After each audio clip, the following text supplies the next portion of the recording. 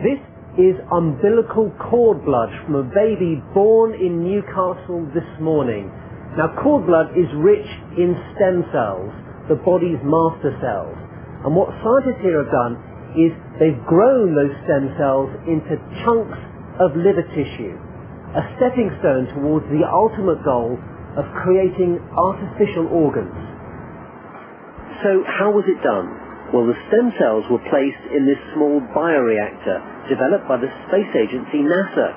It contains a chemical cocktail which coaxes the stem cells to turn into liver tissue, and the circular motion encourages them to grow in 3D, in lumps. And this is the result. These are not miniature livers, they're just a few millimeters across.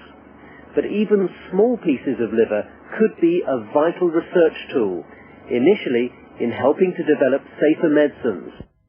We produced lumps of liver up to about the size of a 1p coin, although they were very crude, clearly.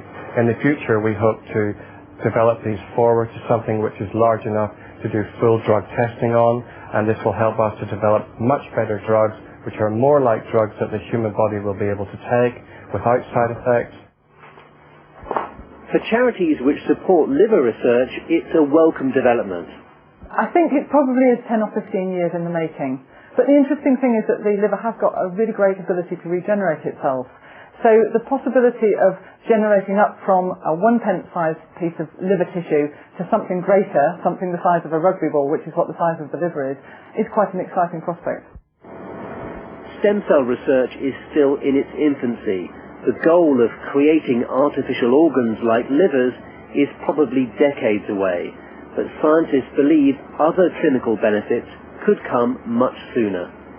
Fergus Walsh, BBC News, Newcastle.